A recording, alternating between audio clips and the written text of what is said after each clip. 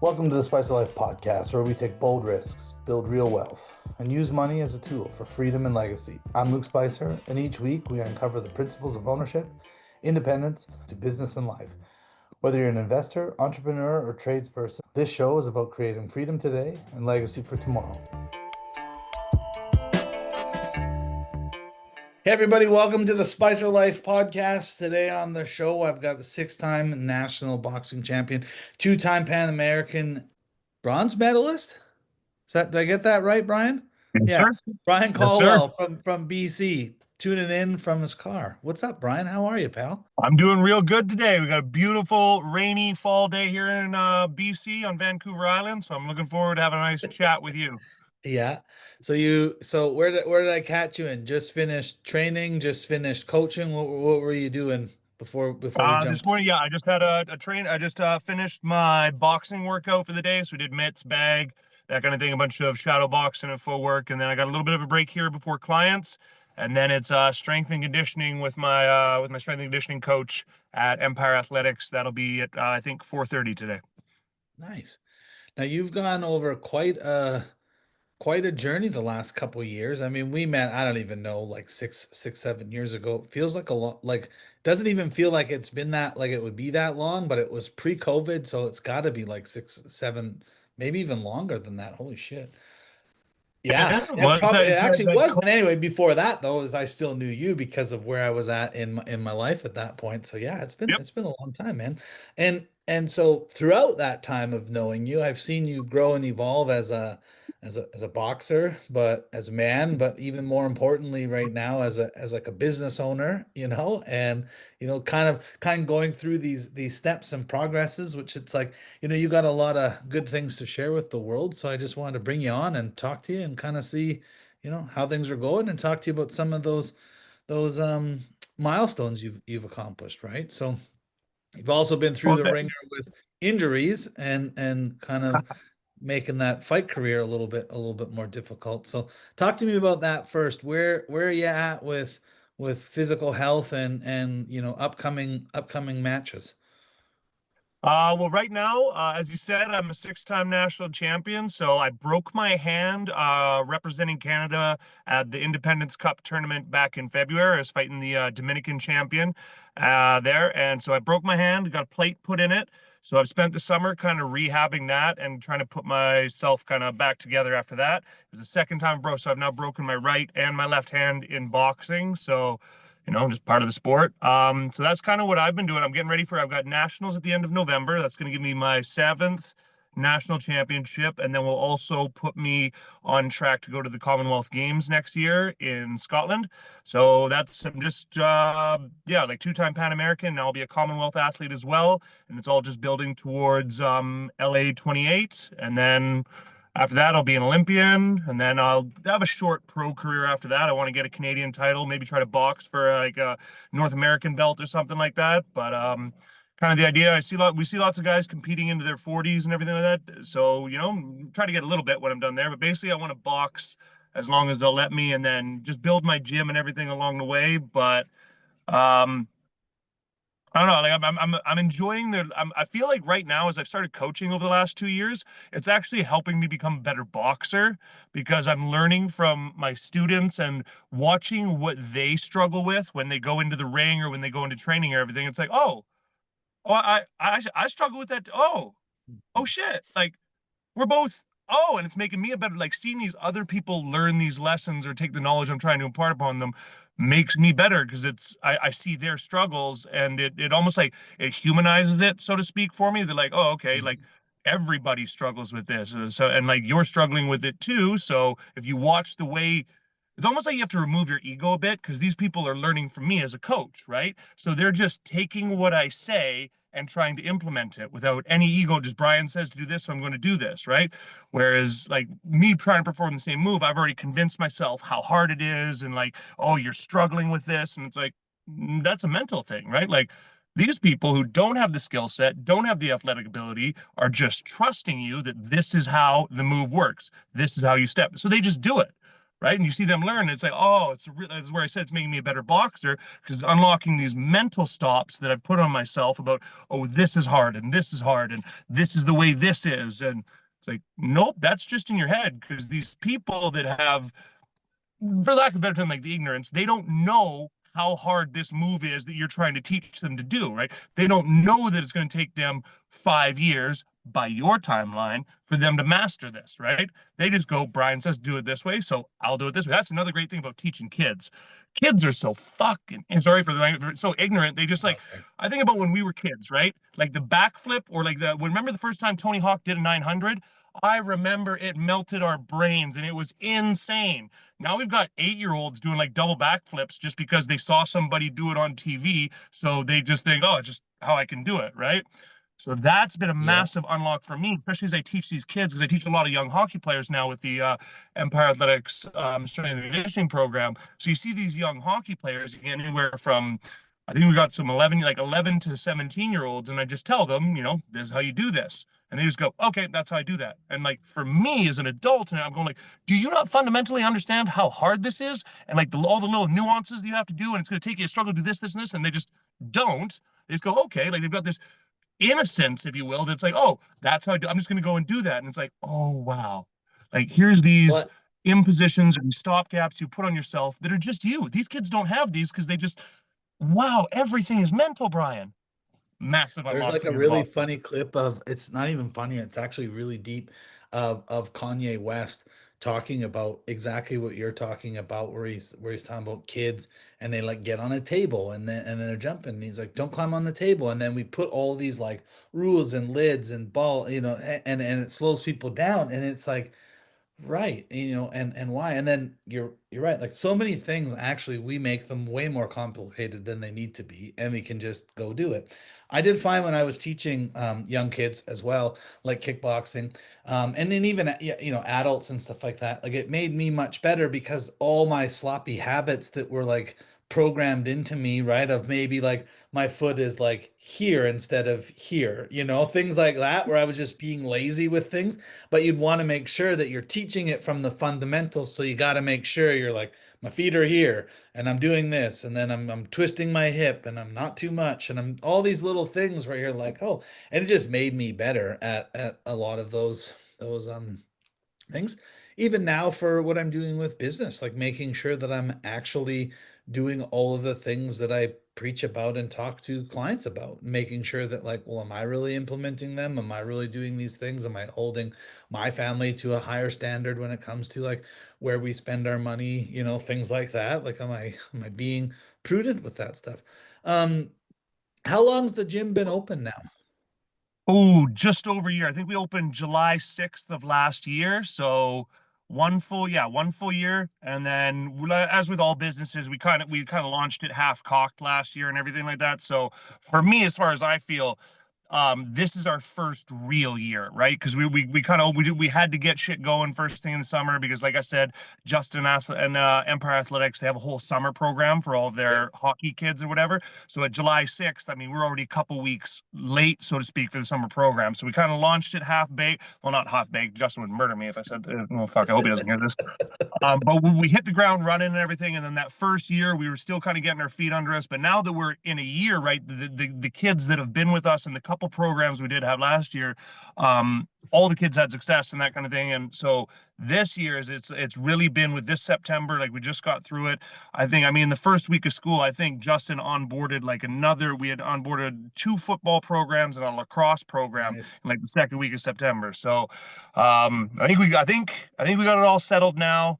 Um, Actually, I know we have it all settled now because it's just we're doing it, and so I'm really looking forward to this year and with like with the just everything we've got going, including my boxing as well. I just had my first 2 fighters, Amanda Goodfellow and Selma. This is not how you say her last name, but I'm gonna say it anyway. This will be a good Yazgan Goglu. Selma Yazgan Goglu. It's not how you pronounce her last name. I can't anyway. Anyways, my 2 girls, they've been training with me for about a year. They both had their first fights. They both lost their first fights with me. I don't care about that. They had great performances and everything like that. And it's, as you know from being in the fight game, it's almost like now this is wow, you want to know about the difference between being a boxing coach and a boxer. So I'm not gonna lie, I kind of want my fighters to lose their first couple fights, right? Because it's like that's how you learn. You learn so much more from losing than from winning, right? And so yeah, so to answer my question, how's business going? Business is going real good. Like these two girls had great performances in terms of like they went in there and they don't have regrets, which is what I want most for every single one of my boxers. I don't want any of my boxers to feel like, oh, I went too soon, I wasn't ready, I didn't get in good enough shape, like I rushed it, my coach rushed it, my family, anybody. So I made them both train for a year, and now they're in there and they've had success. The gym is going like really well, considering I'm dividing my time halfway between competing at the national level and then also trying to build a business. So it's been a really good year, as you talked about. Like we've known each other, we've both grown. I've watched you grow with the silver business that you're doing and the concrete that I when I met you and everything. I've seen the transitions as you've done a couple of things. There was the whole podcast thing, and so when I look back at the last year to answer your question, just I'm really excited for what I and Empire Athletics have accomplished. I'm really excited for what we do, what looking forward for the next 4 years to LA 28, and yeah, just kind of like as dumb as it sounds, and I'm not trying to be a fanboy on your podcast or whatever like that, but like I'm stoked to like have our friendship grow for the next 4 years. As I've watched you, as we were discussing before this, as I've watched your social media content chain, I've watched you Well, grow as a just human and all this kind of stuff. I'm stoked for the next 4 years, bro. Just to like be beside you and friends with you as you go and as I build my shit and everything. I feel I'm fired up yeah. for Well, this. this goes to show you how fast your year's gone because 2028 is only like 2.5 years away. Yeah, So fair, and fair. now that when do the Olympics occur, when, in August or July? Ooh, it's usually like tail end of. I think I feel like it's this like second half of July, first week of So August, yeah, right? so it's 2.5 years, right? Yeah, Basically, like two and I mean, yeah, two two and and nine three months quarters or or whatever. whatever, right? Yeah. 2 and 3/4. Yeah. So I only say that because like you're preparing for it, and a 4 year preparation is very different than 2 years and 9 months. So mentally, Well, in my defense, I've just been saying it for the last year and a half, so that 4 years is kind of yeah, I know. pre-programmed up. I know. I actually share a list of videos with people, and for the first like year, it was like, oh, he made these like 10 years ago. And I was like, wait, these videos are like older than that. I need to change it in my auto send out where it's like 10 years ago. It's like, dude, these videos are 12 years old now, or whatever it is, and Yeah. um I know what you mean though. We say certain things. We're like, oh, I even said that, like, oh, my divorce 10 years ago. I was like, bro, it's been 12 years. Like, stop saying 10 years ago, right? Yeah. And like, we kind of talked about that a little bit before, but like that divorce for me, it wasn't the divorce that sent me like spiraling. It was the people I was surrounded by, the negativity around what the divorce is and what I was contributing to her and all of these things, where like my life actually got worse and worse and worse for quite a while right after that. And it's like hard to quantify that, because it was like, wow, I was my own worst enemy. Like I Yeah. made my life so much harder. And not during that time. During that time, I felt like life was great because I was just fighting. I was having the podcast. I was, like dating, all these things. I was just having fun. But Yeah. behind the scenes and in my life, I was like spiraling. Business was going downhill, and then what that did is it cost future Luke in a big way. And so Oh, right. I'm trying to really make a point now to be like, is this decision gonna make future Luke happy or more upset? And some stuff, especially around food, I'm always choosing immediate Luke's, happiness versus future Luke's happiness, and that's led to a massive weight gain. I've noticed that this year, especially because I haven't been, training a lot. I've been away from any kind of physical work because I'm no longer doing construction, and I'm sitting a lot during the day. So I'm really Yeah. noticing, like, damn, I need to get out. My wife's been making me go for walks like every day. We do this like hike walk, and I don't go Yep. every day, but I'm trying to go more and more, just because some days I've got, I'm on a call or I've got whatever. So but I'm noticing how much better it makes me feel just being out in nature doing that. and I did say that for you, like you started the gym, but you also broke up with your fiance like around the same time that the gym was being constructed, correct? Well, she technically broke up with me, kicked me out and everything like that. But yeah, Oh, so I sure. I mean, yeah, like with yeah, just so on this yeah, so we opened the gym last year, July 6th.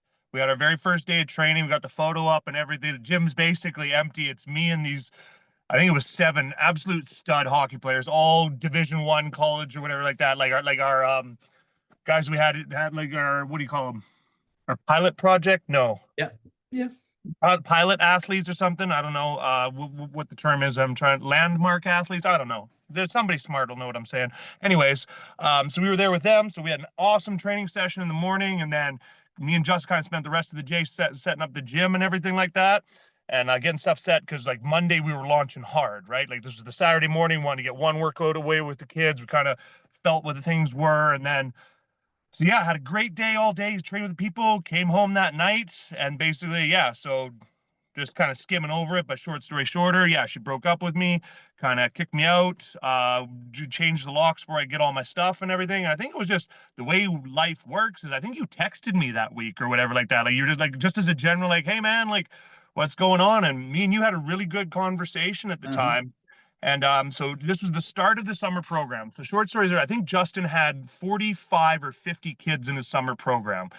So when it happened, exactly like what you were saying, is I knew that the situation that was like my fiance had just kicked me out. I was now single. I was basically homeless, living out of my coach's garage. Big shout out to Kip Breton for that. Let me live at his place for 2 months rent free. Got to give respect to that man. Um, so that was something that I was very aware of, like when it happened, was okay, how am I going to use this? What, like, instead of, and I feel very, this is where one thing people talk a lot about social media, but I feel very grateful for it because I'm able to go on there and I'm able to look at every spectrum of response or a spectrum of how to respond to something, right? And you get to choose what you want to do. So I looked at like quite logically, right? Which is crazy when you're in the middle of a breakup with your fiance, the woman you're supposed to. And I wanted, and it was like, so when I look at the people I respect, the three that I always go to is Gary Vaynerchuk, Andy Frisella, and Alex Hormozy. And like all of their messages are pretty ubiquitous, just different versions. And it just kind of came down to the fact that I really looked myself in the mirror and I thought, I've got 40, whatever it is, 45 stud hockey players, ranging from 14 years old to 19 years old. They're looking to me this summer to lead them and get them set up for all the teams. So some of these kids are like trying out for like, I think we had this year, not last year. I think this year, one of the kids that used to be in our program would like got signed to Princeton or something, like a few things like that. Like the level of hockey players, I'm like, these kids are real hockey players. Like a few of them are really like are knocking on the door of going to the show, right? So I was like, okay, objectively, what do you want to show these kids? Who do you want to be? You're a coach, you're a six, I think it was 5-time national champion then, all these kind of things. Like, what message do you want to put out to the world? And I went, and I really wanted, like, what do I want these kids to see? Well, some of these kids are going to play pro sports for the rest of their life at whatever level, whether it's overseas or whatever, right? So they are going to face things like fights with their girlfriend, breakups, familial deaths, all of these really close emotional issues, just like you're suffering right now. So what do you want them to see? How would you want them to handle it? What what is the guy that you want to be look like and how would he do this? And I just tried to live that every of just like I'm not going to go out and I'm not going to self-destruct. I'm not going to go drinking. I'm not going to engage in, like you said, I did a real big audit of who I was hanging out with and where my life was going, which was very difficult to do at the time. And I just made some simple decisions in the sense that I kind of told the people around me, like, hey, like, I need all of you to just kind of not check in on me, but just make sure, like, I'm going to stay focused on a few small things. I'm going to make sure I work out twice a day. I'm going to make sure I drink 4 liters of water. I'm going to get 8 hours of sleep. I'm going to hit the sauna a few times a week. I'm going to go to the ocean. Like, I really focused down like the physical aspects of what I could do to put myself in the best position possible because I knew that emotionally and mentally I was going to be absolutely unhinged for the next couple months, like expectedly, right? So Yeah. with that, put myself in a position to show these kids you get to choose how you respond to stuff. And so it's crazy. It's hilarious to me that it's been like just over a year or whatever like that since that happened, which matches up really close to the timeline you gave me about. It's not 4 years, it's 2.5 years. So that's kind of what I spent this last year really doing, was trying to make, people call it adulting and shit like that, right? My generation calls it, oh, it's, today adulting today because I went and did the stuff that I was supposed to do, right? But that's kind of what I treated it as. It's like,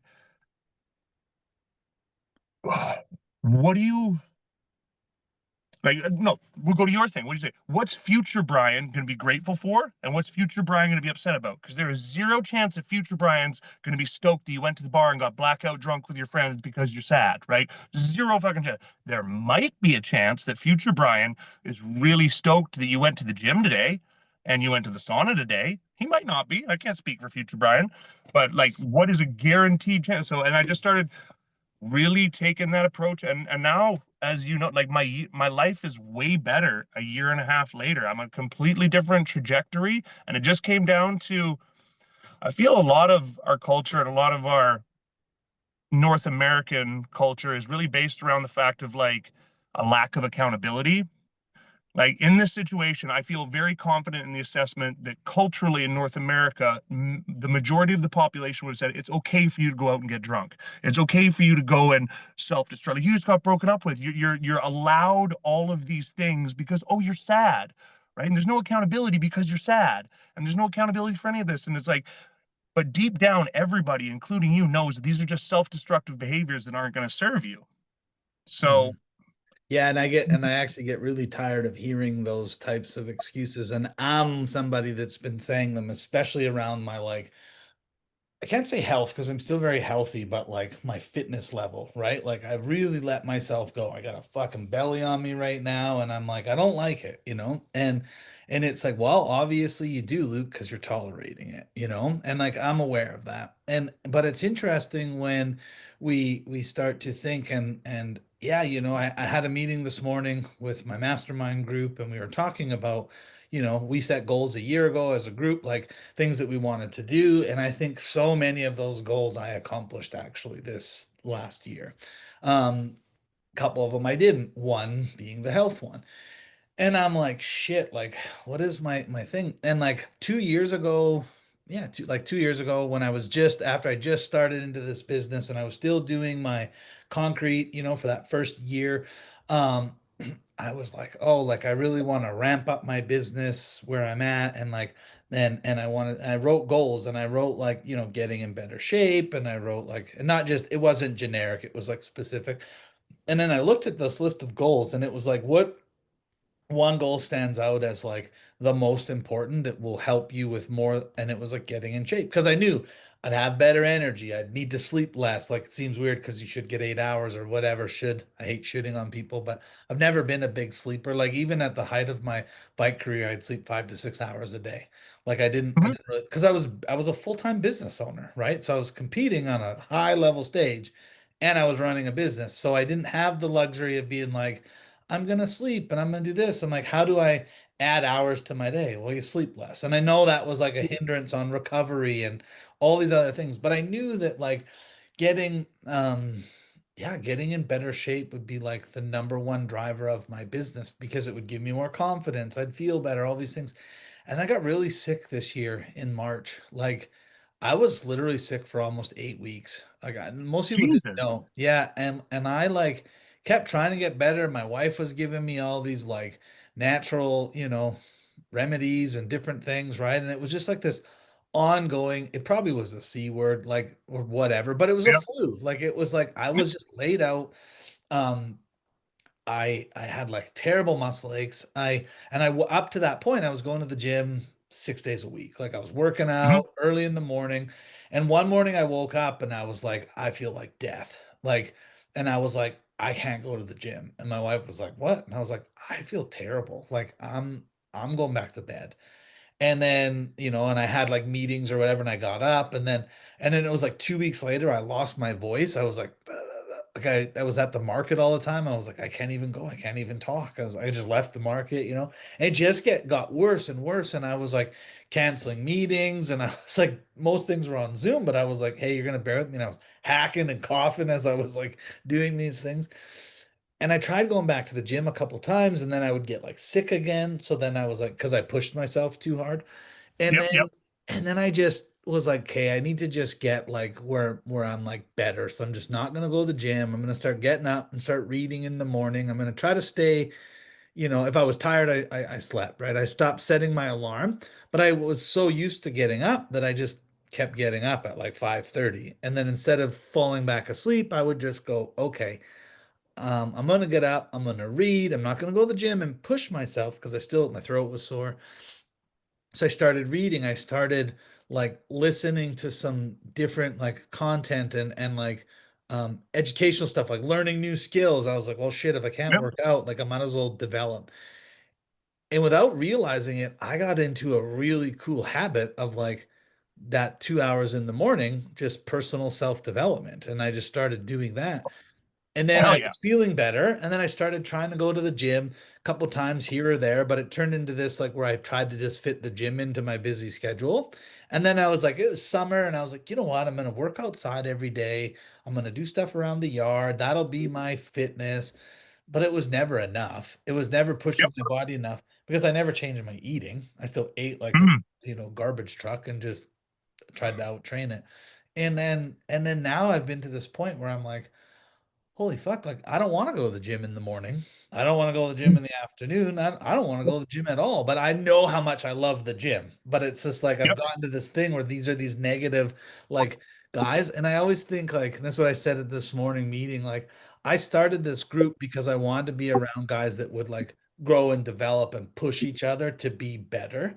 Mhm. And we are doing that, but it's almost like we've all just accepted this like growth needs to be slow and we're just like doing these things, right? Kind of like a little kid where it's like, hey, like this is what you can do. You can double your business next year. They're like, whoa, 15%, man. Like, don't be doing too crazy things. They're not saying that in our group, but it just Yep. feels that way right now. And Yep. I'm like, shit, I need to do like some, just crazy reset in my life where I just get back to, these are the non-negotiables. This is what I do every day. And just like I read every day, I need to be like, well, you got to go to the gym every day. Got to move your body every day. And it's my birthday this week, like on Thursday. I mean, I don't know when this is airing, but like, it will already have happened. But like my son called and he's like, hey, what are you doing for your birthday? Do you want to grab dinner or something? Like, are you guys doing a family thing? Because he doesn't live with me anymore. He lives with his mom. Yep. And so he's like, or do you want to? And I said, well, you know what? All the girls are going trick-or-treating on Friday. I'm not going. Like that's never been my thing. They always go, all the moms go. And I Yep. said, do you want to just grab dinner that night? Because I know he's not trick-or-treating. And he's like, Yep. well, do you want to go to the gym and grab a workout and grab dinner? And I was like, yes. I was like, yes, I will. Fucking And yeah. he's been training so much though. And I mean, I know when you're 17, like fuck, it's easy, but like, dude, he's like turning into this little monster. He's like I don't even think he's 180. And it's embarrassing for me because I know I only benched 225 like a year and a half ago Yep. consistently. Like it took Yep. forever. And he's at like 205 right now. Oh shit, he's coming for you, coach. He's like, I want to bench like 220, 225 by my birthday. That didn't happen right in July, but Yep. he's like, I want to be able to do it. So he's working towards it. But this little, like he's dipping like with almost, I think he's got 115 pounds on him. So like 60% of his body weight is like he's like doing dips with them, like crushing them out and stuff. Just like I grab him, he's like, he's solid, and I'm like, Yep. Yep. yes, like and and it might even just been that he's like not happy with like me, in my fitness kind of thing. Like but he's learned it and he's learned about investing. He's got like 15, 16 grand in silver. He's like got a car paid for, like all these things that I'm like, I wish I had these principles at that age. He's like working towards these things. So yeah, Yep. so when he asked me for that, I was like, yeah, sure, man, I'll go. We'll go to the gym. And then my wife's like, well, you should go on Monday. So you got like a few warm-up days in there so you're not like dead on Friday. And I was like, Yeah, but what if I'm like sore on Friday? Like I should just go with like no and just push it hard and then die on Saturday. Then I'm like, Yeah, when the kid doesn't see it, as long as the kid don't see it. yeah, yeah, exactly. So I don't know. It'll be good, but I just it's that's probably the thing now that I know I really need to dial in is my fitness again. Like just my eating, following a stupid plan, like just stopping the blizzards and the junk food, yeah. I mean, but It's, my thing always was like I always trained for a goal, for a result, yeah. I didn't want to get punched in the face, like so I better train hard so that, I don't look like I don't want to be the guy that's learning that night. I want to win, and so I want to do the teaching. And without having that in my life anymore, it's weird because as society, again, like you talked about, we want to be like forgiving and accepting and like if you're a blithering drunk, people go fuck, like they might say something, oh look at that guy.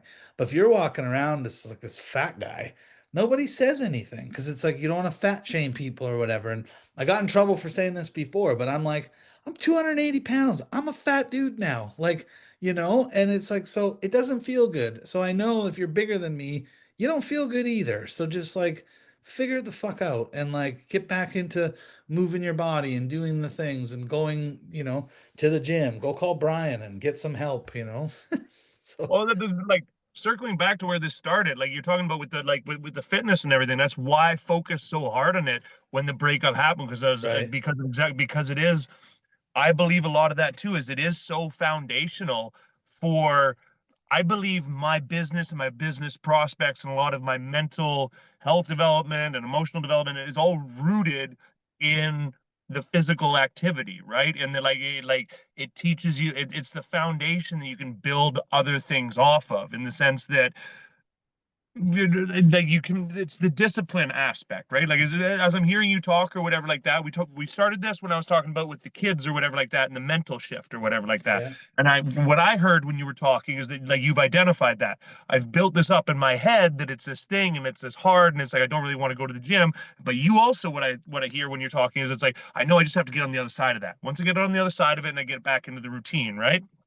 And that's very true, right? In the sense that it's like right now, you don't have a lot of motivation, right? And you just got to make, and I know you well enough to know that it'll happen at some point, you'll make that switch back into discipline mode, right? Because motivation comes and goes as you're Yeah. experiencing, right? And I Yeah. think that core root of discipline is what puts you in position to have success in these other aspects of your life. Because as you know, from building two companies now, and then also moving into the silver thing that you're doing now and the success that you're having with it, is it's like not every day, and in fact, most days, you're not going to fucking feel like slinging silver to people, right? Like, I'm not going to want to go to the market today. I'm not going to want to get out of bed. I'm not going to want to do all these things. And as we already touched on, society will tell you, oh, yeah, you had a rough weekend. Like, you just take it a little easy today. You take the day off, or you kind of phone it in. Or the one that I hate, and the reason why I hate this term the most is because I used to use it before I got my shit together, like in my early 20s. I distinctly remember saying this a few times to people. I remember the looks they gave me, and I was like, but like one term is, I'm going to take a mental health day. Oh Oh my yeah. God, that makes me want to blow my freaking brains out Yeah. because I used to say it, and I remember what that reflected in my mentality, in my Yeah. approach to life, and in the way I was doing things. So the fact that I grew from that to here, tying all this up in a big bow is the gym is the root of everything because you don't want to do business every day. You sure as shit don't want to hit the gym every day, especially with what you're saying. Like for me, it's part of the reason why I get up and I do a hard workout first thing in the morning every day, or like no matter what before 12 I've got a workout in because like it's hard, it sucks, and I don't want to do it. But I kind of there's lots of days where I force myself, and that like the ability to force myself to do something that I don't want to do when keep in mind, like I love it. I love being in the gym. I love being a fighter. I love doing all that. It builds the building blocks for the ability to do the shit that you don't want to do that you also know you have to do every day, right? So I found physical fitness to be the core root that I kind of build my life on. Now, touching on what you said, I can also acknowledge the fact that in my 20s, especially, I struggled with it. Like I needed a goal.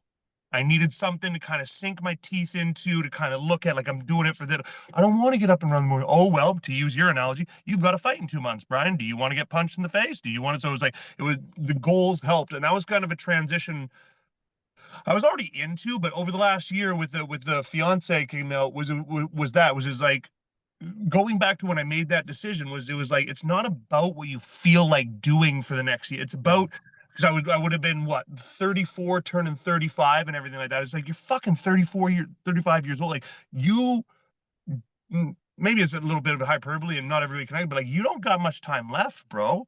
Like at 34, best case scenario, you're probably halfway. So this, oh, I don't feel it today. You used up all those days in your 20s when you were Yeah. a little bit left wing, a little bit liberal. Like that was the home I was raised in and everything like that. And that's what pulled me out of boxing, pulled me out of that shit with these kind of core root lessons. Like this is what boxing and the physical aspect taught me was like, it doesn't matter what the fuck your feelings are. This stuff has to get done. And if you take a mental health day or you take the day off or you do whatever society, whatever their little message is about like it's not your fault and oh, it's somebody else will do or whatever, like then now you've taken a mental health day, now you've taken a break, now you've done whatever, and you still have this thing to do. You still have Yeah. this whatever that caused you, or it could be multiple things, right? And then like to tie in, that's why Andy Frisella talks about like slaying dragons. Like the stuff you start to do starts out as a tiny little lizard till you ignore it and then it gets a bit bigger. And then you take your mental health day and now it's big. And now suddenly you've got 5 dragons following you around all day because you took 5 mental health days. And that Yeah. comes back to the working out and to the discipline that it builds.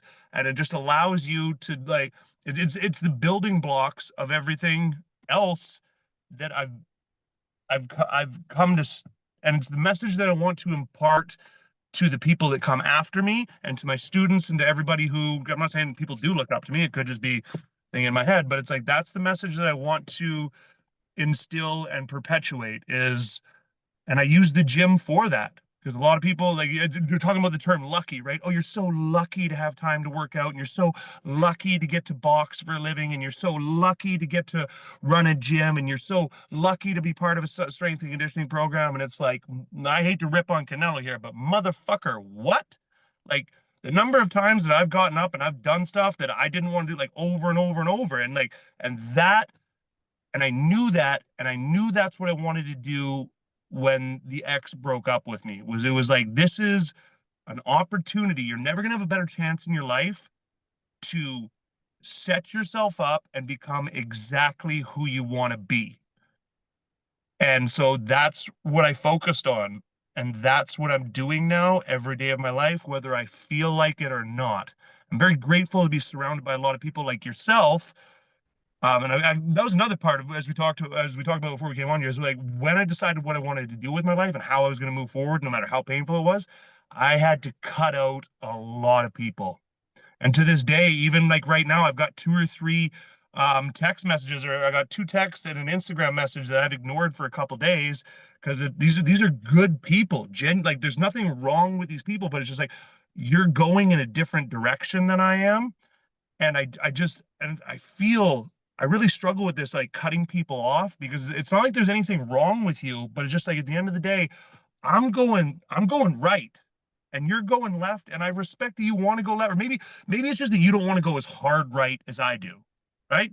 But like I'm Yeah, going hard right. or maybe, but deeper than that, they don't want to go as hard as you do with your goals. Because like I don't care if I'm surrounded by people that want to go different ways, but if they want to go up, I'm like, Yeah. let's hang out, man. I don't even care if we agree on everything. Because if you want to grow, let's get together. But if you're like, man, everybody should have mental health weeks and just take time off. I'm like, get the fuck away from me, man. I don't want that. And so it's funny that you say this about mental health days and all these different things. Like, I don't really take days off. I work 7 days a week. I just love what I do. I just do it. Now, I don't meet with clients every day, but I'm doing something. And like for the last year, I've been at the market Friday, Saturday, Sunday. We have our silver gold booth, whatever. Well, I stopped doing that. I was like, it's not producing. I've been here a year. It was good in the beginning, but now I'm just busy talking to the same people every week and I'm not doing business. So I'm like, why am I here for 30 hours? So we pulled the pin.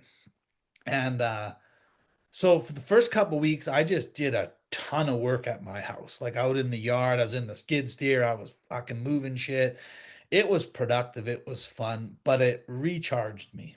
So that's where Yep. some people like mental health day, they want to recharge, but it's like, but you're doing all the things that aren't going to serve you, like getting drunk, laying around, eating junk foods, watching fucking 10 hours of other people doing shit, not like going, what will fuel me to go off to the next week? And then after those couple weeks, we had 1 week of like where it kind of snowed and it was like, well, we ain't working outside now. And the kids are gone, and my wife and I just binged watched this like documentary series, and I hadn't sat on the couch for a day in a long time. And I texted, and it was funny because I actually did like a couple hundred grand that weekend in sales, like in the more just deals were going on, and I was like, well, I'm done for the day. I made a, I made my day's work. And I sat on the couch and I was like, I've been wanting to watch this documentary for a while. I'm like, I'm just gonna tune in, see what it's like. And I just watched it all. And then I binged watched a series after that, and it was like 2 days of just like gluttony kind of thing. But we didn't eat a bunch of junk food. I just sat around. And now I know Mhm. I'm not like really being healthy, but that Monday I woke up like I had so much energy, and I recognized, I was like, whoa, because I recharged. I didn't do all the other bad things. I wasn't drinking because I don't do that, but I just was like, I wanted to watch this, and I watched it guilt-free. Paper money's losing power, but real money, it's been trusted for 5,000 years. When banks print, inflation steals, and markets shake, gold and silver stay solid. Don't wait for headlines, own what's real. Visit learnwealthcycles.com and start building freedom with physical silver and gold today. So that's what Yes. I'm doing, and I'm spending some time. And I was on my phone during the show, like I was texting people, I was doing it, but I had a focus. Um, and then I've noticed like the last 3 weeks, my wife's asked me quite a few times, like, "Oh, what's your plan for the weekend?" And I'm like, "I don't know, I don't really have one." Because I've just taken these weekends like off, and I don't have anything scheduled. And it's kind of weird because I've always had so much lined up, and I've always filled my day up full of things.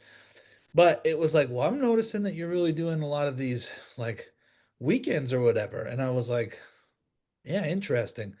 And at the same time, though, from June to September, I did like, I don't know, but like 800,000 in sales. But from September to date, I've done 2 million. So it's like, okay, I've taken more time off. I've stopped doing things, but I'm just so much more focused when I'm doing the work. And I know that like, yeah, getting to the gym, starting to train again, like I know that what it is, I think more than anything that I'm like delaying on is I know what that first week or two back is like. It's just so brutal on your energy. And I'm like, and I'm in this period where I'm like needing to work so much that I Yep. don't want to be sore. I don't, and I haven't thought about that until I just said it to you. That's what it is. And it's like, I don't want to feel that way because I'm going to have this guilt, this shame around being so out of shape, going back to the gym. I'm like, well, if I just do some shit on my own for 2 weeks or 3 weeks, then I can go back and be not so bad. And then it's like, yeah, but you're not doing that either, Luke. So just go to the fucking gym. Like that guy that spits the water, or the coffee, go to the gym, go to the gym. Papa And then, Swolio. what's that? Papa Swolio. Papa Swolio. Yeah. Shout And out to like, Papa Swolio. but when like I've talked to so many people the last couple years where they're really, this mental health thing is like so prevalent in society, but it's like, but if everybody's taking so many of these mental health days and working on mental health, why is society as a whole looking to be less mentally stable and more destroyed? It's like, if you're taking those things, well, no, like, you know when you think of like third world countries, they don't have mental health days. They don't have the luxury of having mental health days. They just got to work. You go back 100 years, they worked. They did their thing. They got active. They did the physical stuff. And they just grinded and went, to do that. And so I think, yeah, pouring into the gym, pouring into the things that set our souls on fire in a good way are like the things that keep us away from needing mental health days, right? Like to Yeah. say, I'm gonna just do this binge thing. Like it's like, no, like go to the gym. I used to do that. I'm like, I'm angry, like I'm gonna go hit some shit at the gym. Like that's what I'm gonna do. I'm not gonna sit around and sulk. I'm gonna just go deal with the shit that's bothering me, you know? Yeah, man. Well, there's kind of 2 points I want to touch on there, and hope I remember both of them. First one was taking breaks, and the second point that I want to touch on is the focus on mental health, but it's not getting better. So in the first one, you were talking about how now that you're taking your weekends and everything like that, you're like you said, you did 2 million, so like you're doing better now that you're taking this kind of step back. And that's, I think, is a crazy good, I think a really good point that, well, the preceding thing that I just talked about was all discipline and working every day. And, there is absolutely, I want to acknowledge that as well. There's two sides to that, right? Is it's like, yep, you want that there is the hustle and the grind, and you got to go and you got to go. But then there's also the notion of exactly what you said is that, like, there's also a threshold. And this is part of what I think being a grinder and being an entrepreneur, being a successful human is about finding what your limit is, right? Like for me, it might be going hard 7 days a week, and then once every 56 days, I need to take 2 days. For you, it might be I fucking slam it from Monday to Thursday, and then Friday, Saturday, Sunday, I do stuff around my house or whatever like that. So there's Well, a and whole conversation. truthfully, it wasn't like I know what you're saying. I do, and I agree with you completely. It's not even that I'm like not doing anything on the weekends. Like I know there's been this like I just don't have a big schedule, right? Yeah, Where before it's like pop, pop, pop, I gotta have all this stuff, which is something I want to do because I want to accomplish more on the weekends. So I'm not enjoying just like lounging around with no plan. yeah, But the thing was, is what was crippling me and making it feel like a grind was being at the market. Like mm, it felt like a damn job. I didn't want to go. I was like, I hate it here. And it was like sucking the life out of me. And so I was like, I'm done. Because Brad asked me one day, he was like, hey, I'd made a couple mistakes on like orders, like I missed the address, like I just wasn't. He's like, and he yep, just recognized that, like, are you okay? And I was like, yeah, I'm good. And he's like, well, these mistakes, it's not like you, like, are you? And he like kind of pried, like, are you sure you're good? And then I was like, no, I'm not okay. I hate the mhm, market. I was like, because I just was like, I was under so much like stress pressure from like doing too much, where I think as society were like, oh, like, you should be able to relax. And it was like, no, you don't relax. You got to do things that fill you up while you do them, right? So if you're loving being a coach and you're loving going to the gym and training and jumping in the ocean and doing these things, then recognize that and do more of those, right? Like do more of that. And then it's okay. Then it doesn't feel like a grind. Like sure, there's days where you're like, man, this weight's heavy or this, but it's like it's different. It's a different hard, right? It's a much different hard you when you want it.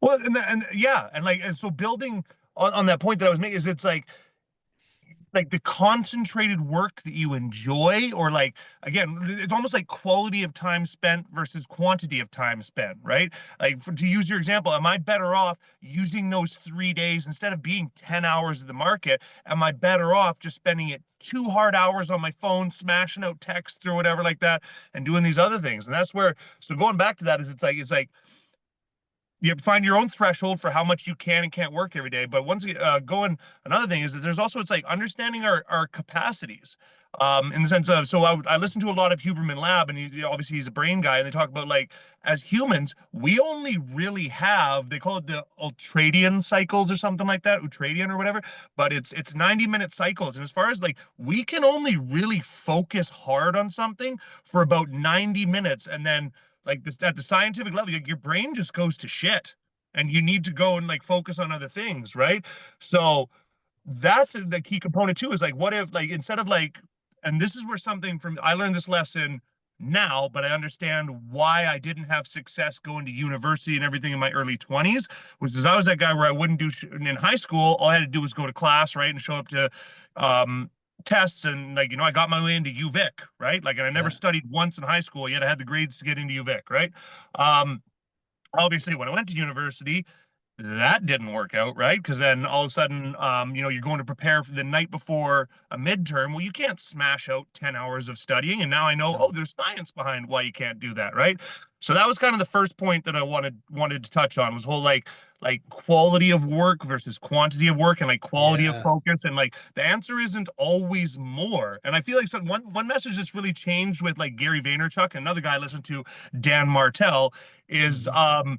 is that of, less isn't always more. Like what if you were able to take a step back and instead of micromanaging everything, you trust people and you give them and you build them the Yeah. skills so that they can do that job to free up time and all that. There's lots of these multitude of concepts. But that's anyways, that was the first part that I wanted to touch on was the idea that like as much as I am a proponent of it, I want the message I want people to know is also you got to find out what your work level is. Just because it's like Yeah. me, like you and I are talking about, like we work 7 days a week. Does that mean we work 10 hours a day every day of the week? No, we have our you have some days where you do stack up 10 hours, another Yeah. day where I only put in 1 hour. But there's a going back to that discipline of like no matter what, I do something every day. And then the second point I want to touch on was your whole thing was the like the mental health thing. And it's like, yeah, mental health has become a real big talking point. And what I would build on from what you said is like, okay, so now that mental health is this big talking point, why is it getting worse?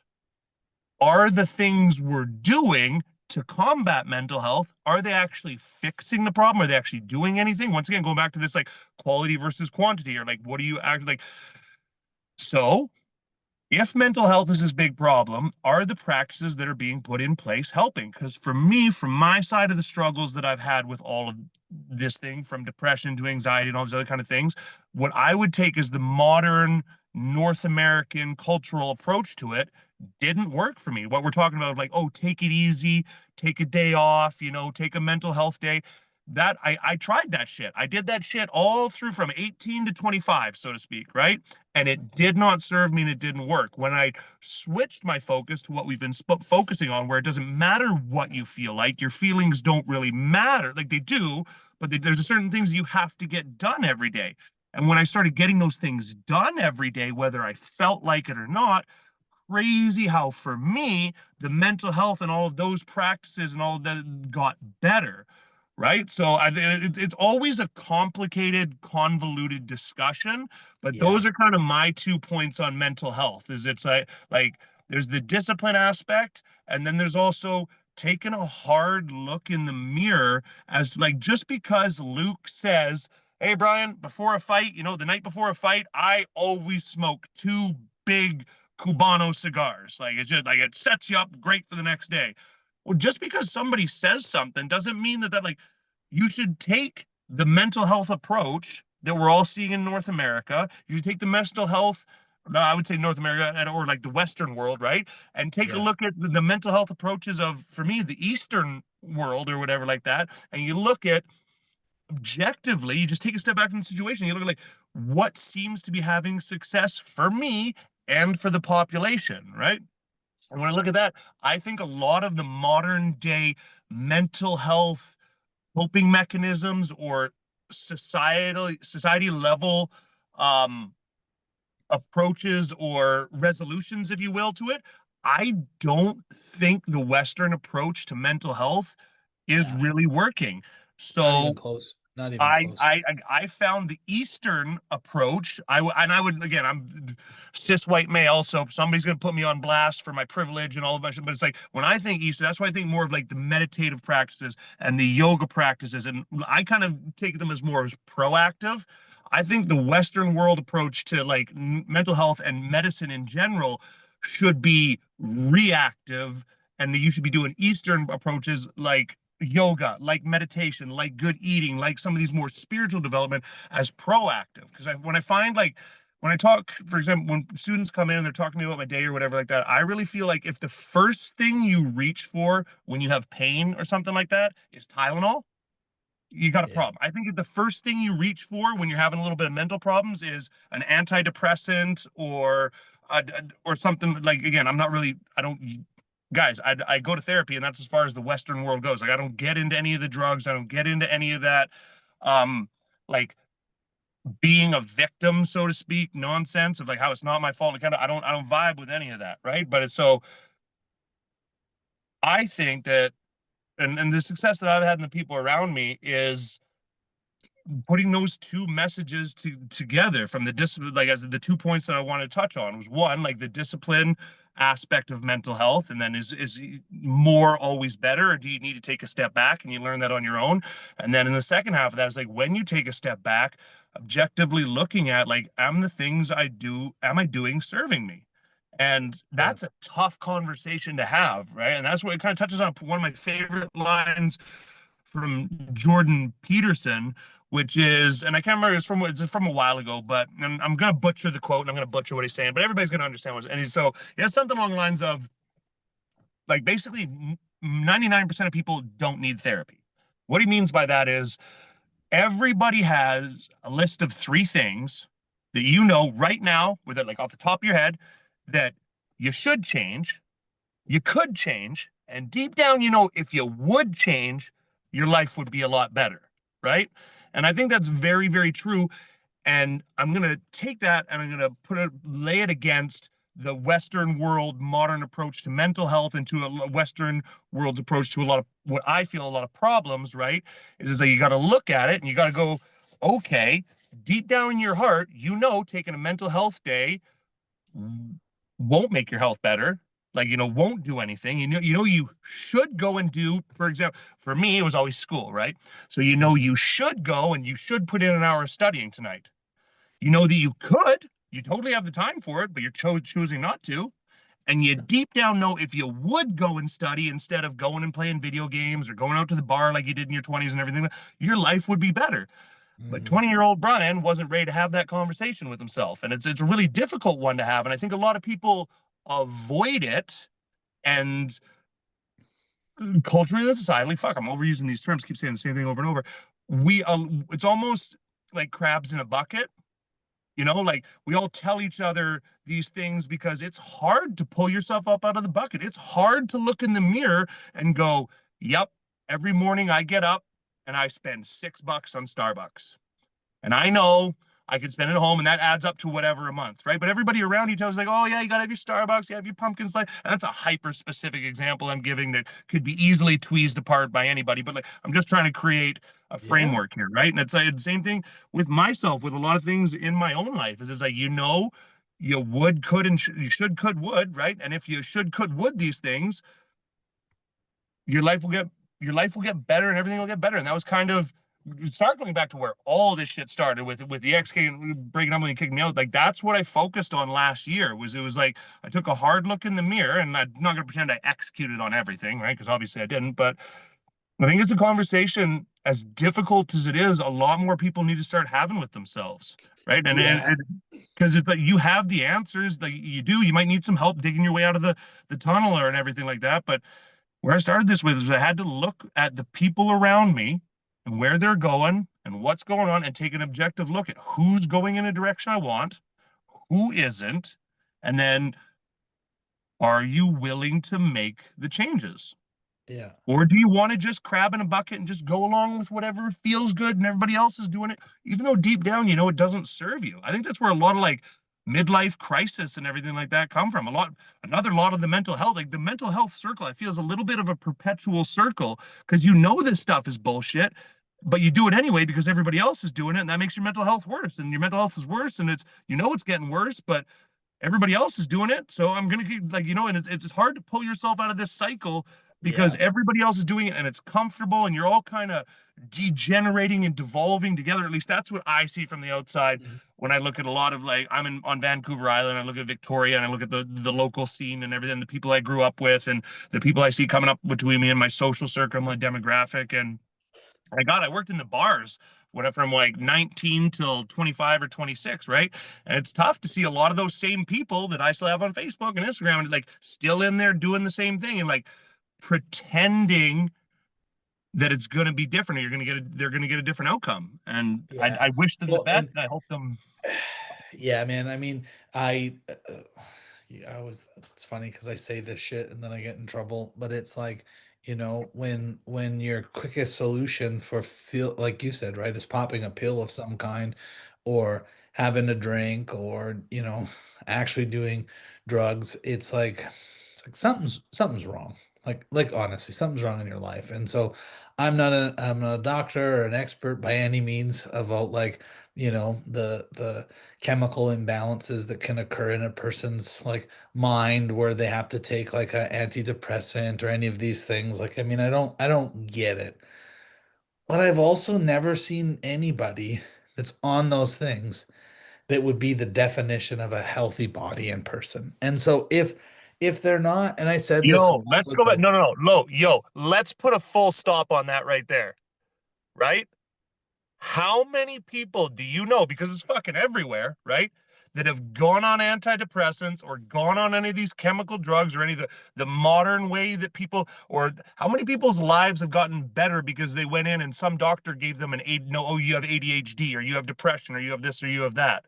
Like, did your life get better after that? Oh, Because building on your point, I don't think I've ever met anybody in my life that is in good shape. Like, and we're talking like good shape, right? Like, to hit the gym, not just the bullshit Canada health guidelines of yeah. 30 minutes of moderate cardio. I'm talking about somebody who goes to the gym and like works themselves out 4 days a week, eats good and all these other kind of things. It's not to say they don't get sad. It's not to say they don't go through shit, right? Oh, But I don't think I've ever met anybody that's doing the good things. Sunlight in the morning, 3 good meals a day, 3, 4 liters of water, 8 hours of sleep, hitting the gym, fuck sauna once a week, ocean once a week. Anybody who's yeah. doing all of that, I don't see in my own life. Like I'd have No, someone who's suffering, or I've when said, they do get to a point of suffering, isn't able to pull themselves out of it or put themselves in a position or or whatever like that. Whereas I do and have seen a lot of people that don't follow the lifestyle that I do with the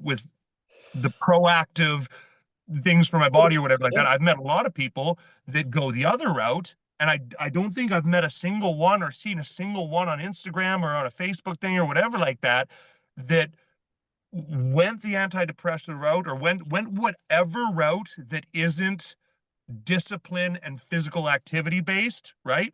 That has had success. Yeah, and they're like, wow, do I ever feel like $1 million now? Like I'm so happy. My marriage is good. I got energy, and it all came from this pill that's supposed to help me with this anxiety that I have. It never happens. And that's the toughest part because you try to have a conversation with that without being because I'm not judgmental. Like I actually feel for people that they've went to the doctor, and these are the problems with our medical system and everything else without going down too deep of a rabbit hole. But like I had posted this a while ago. Like, if you go to the doctor and they don't ask you about those things, exercise, sunlight, nutrition, sex life, all of these things, and they prescribe you a pill, you have a drug dealer, not a doctor. And people that read it got mad at me because they take a pill and they're like, I feel like, this is directed at me from our conversation.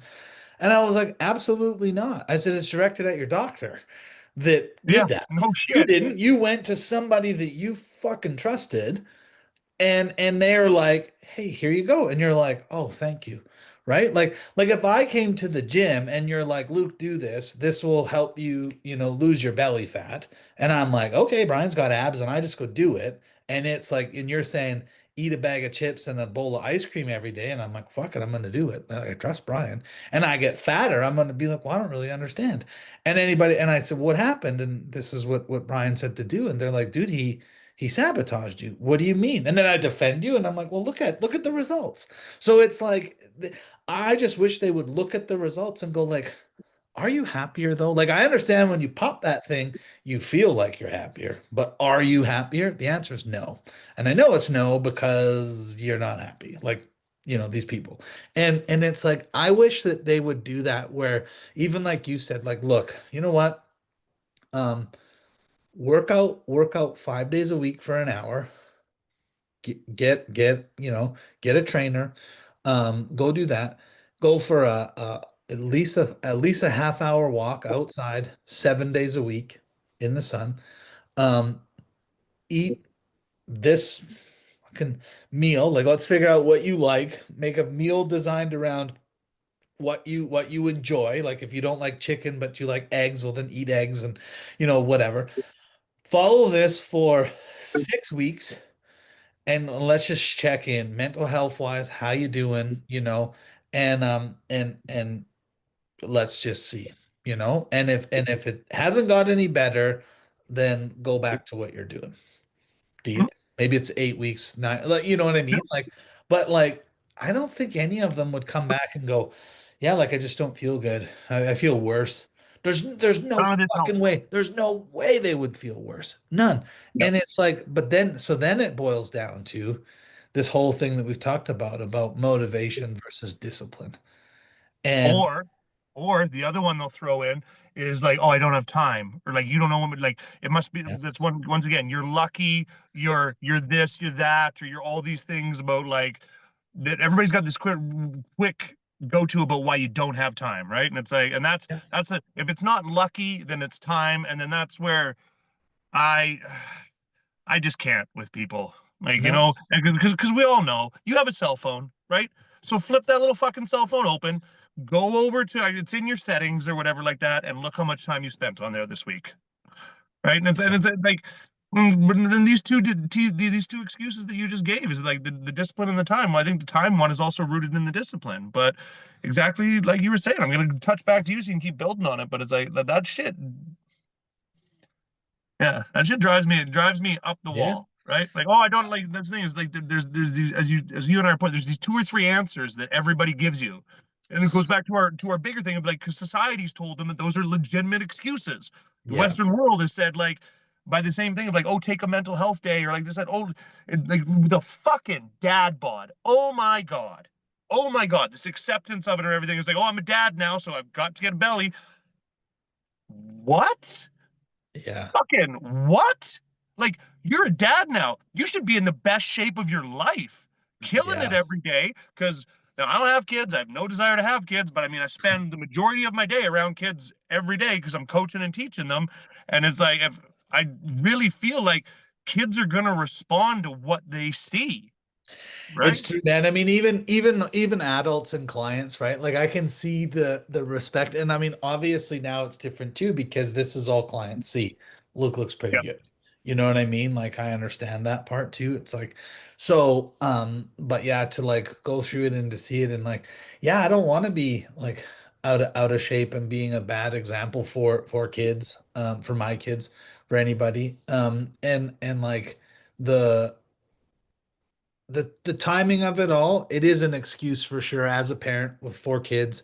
It's like time is different for a parent with four kids versus a single man. It's just Yep. eat, breathe. Now that said, guys, well, fucking so what? That's my life story.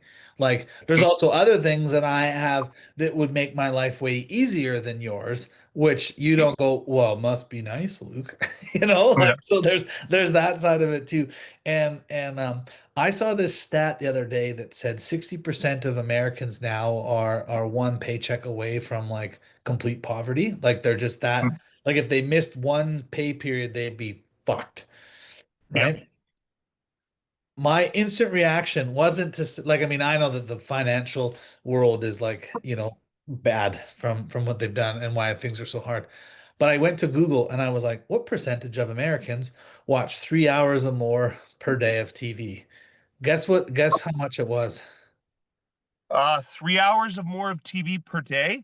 Yeah. Oh, I'm probably putting it like exactly the same number, if not 5% I more. think it was 54. I think is what it was. Okay, yeah. It was 50 something, like Yeah, 4, 6, or 8. It was one of those. I can't, but either way, let's just go on the low end. right That's there. Yeah. everybody that's at the poverty line watches too much TV. So when you think about that, and it's like we even got like I got one of those walk-in treadmills because I have a rising desk. So I was Yep. doing some of my work on that thing. I was walking around in the yard every day. Like I went out when I wanted to listen to my development stuff. I just went out in the yard and I just pulled branches to the fire, like back and Yep. forth. I was just walking, like picking up the leaves, walking. No, like, I mean, sure, I could use the equipment, but I was like, nope, it's my time to move my body. I'm going to walk around. I'm going to do that kind of stuff. And it's like, oh, wow, I'm sweating. I'm like, okay, just from doing, a little bit of walking and things. Yeah, just moving the guy's body is so critical for mental health. So I'm glad that you did that during the last year, especially. I mean, I know you're training and running the gym, but it's like it's a good thing to see. You not succumb to the typical divorcee, mentality, right? That exists in people. And so that's awesome. I got this young guy I know who just recently broke up with his girlfriend of like 8 months or whatever. He's young too. He's in the US. Yep. athlete. We're talking, we've just been chatting, and I was like, bro, like, I didn't want to be like, oh, 6 months, like, dude, who cares? I was like, no, he doesn't need to hear that. I was like, man, that Yep. ain't tough. I was like, he's like, well, right now I'm just trying not to unwind in the gaps because there's times that they would spend together. I'm like, dude, Yep. forget working out. You already work out and train like a beast. I said, forget trying to get back in the sales game with that extra time. I said, dude, take that extra time and develop yourself. Like, learn Yep. a new skill. Like, just do something with that extra time. Like, if you used to get with her a couple hours a day and do something, just those few hours that you would normally do something with her, just yeah, learn something new. And he's like, that's actually a really good idea. It's just nice to be able to motivate that. Yeah. Yeah. So what's next then for the gym? What else do you got? Like what's next for you, Brian? Where do you see yourself over the next 6 months? Like I said, I got nationals at the end of November. I'll win that, and then I'll be off to Commonwealth in Glasgow next year. So that's honestly the majority of my that's kind of the majority of my focus moving forward. As I already spoke to my two fighters, Amanda and Selma, they had their fights. Selma fought at the end of September, and Amanda fought at the end of October here. And I kind of when all of my students kind of sign up with me and everything, but especially the ones that say they want to be fighters, I've straight up told them all. Like, until I'm done competing, especially until LA, we'll see about that. But it's like, you guys are not my priority, right? Which is really bad as the coach. I just want to acknowledge that for everybody listening. It's not a good coach mentality to have, but whatever. That's where I'm at. So, I'm honest to God is we've done 2 summer programs now.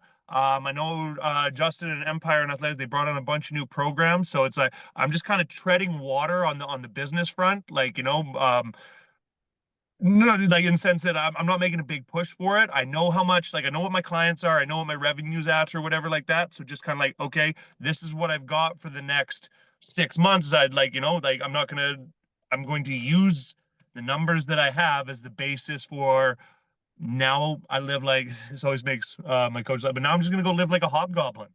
Like, I'm just going to be in a dark room for the next 6 months where I'm either training or I'm teaching what I have to do, or I'm just sitting there, like, not doing any. And you know this from being a fighter, is it's like people struggle with this, but like at the end of the day, like, I don't want to do anything. I No. want to go home and I want to sit on my couch and I just want to exist and I don't want to serve anybody else. I don't want to be responsible for everybody else. So that's kind of what I'm doing. I'm gonna win this national championship. I'm gonna win the Commonwealth Games, get a gold medal there. And on the business front, I'm just kind of the two are kind of intertwined, right? Because at Yeah. the end of the day, I'm gonna build my business by building my resume, right? Yeah.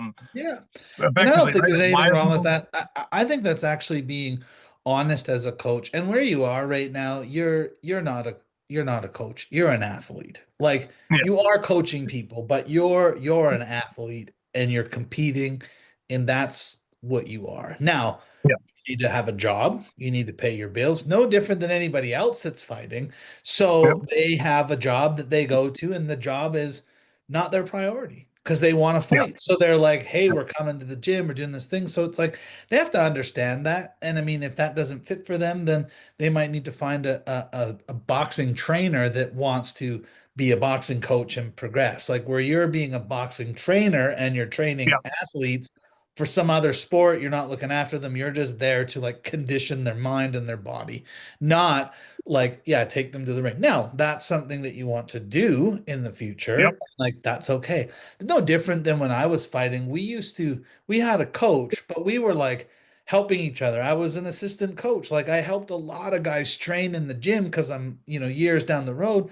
And then fight night would come through and it would be like, I remember that. Like I'd be fighting on the card as like the main event, and there'd be like, and all these guys were like draining on me because they had the nerves, they had this, they had that. And I can remember being that guy and having somebody further down the road to like lean on. And I thought one time I was like, I even said it to him. I was like, man, this must be hard. Like, you're going through your own shit too. And he's like, yeah, but I've been here a million times. So it's like not really a big deal. Like that was kind of his attitude. And I was like, huh, I'll have to remember that. And I always remembered that when I got to that level. Like, yeah, I've been here. Like, I'm nervous, but it's like they're more nervous. I can just put on this front for them, help them through these things, and then I'll go deal with my own shit when I'm getting punched in the head. It'll be fine.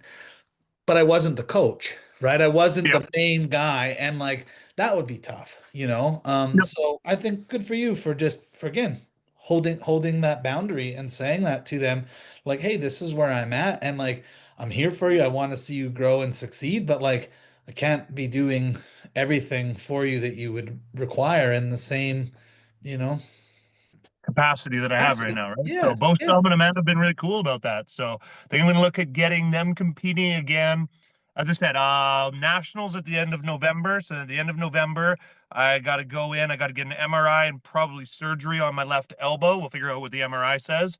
And then so use the month of like December to kind of get that done, and then rehab into January, and like they'll fight in February, and then from February on, like I'm still gonna be major focused on me, but then I'll switch back into this mode of just like all Bryan. So for the yeah. next month or so until nationals, it's just all Bryan, and then I'll kind of heal up and I'll tag back in with them. We'll maybe look at getting Amanda and Selma fight in February, and then back to just Commonwealth Games, and then well, that's the thing is the next summer's Commonwealth. Summer after that is Pan Am Games, and the third summer after that is going to be LA 28. So I kind of have these built-in cycles with both the school year when Empire Athletics on Yeah. board bring us all our athletes, and then I've got another built-in component when all those athletes come out of school and come into our summer program, and then not like major competitions are in the summer, Commonwealth, Pan Am, everything like that. Nationals is always in the fall.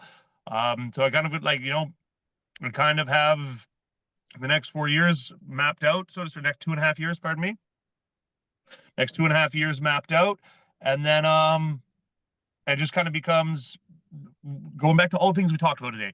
Are you doing the work? Are you disciplined? Are you dialed in? Or are you not? Like there's either, I'm not going to be motivated to train every day for LA 28 and these things, but am I disciplined enough? And Yeah. then and keeping my own mental health in line and everything. That's going to be an active process. So, I mean, geez, as with all answers I give you, it's a TED Talk. So what does the next year look like?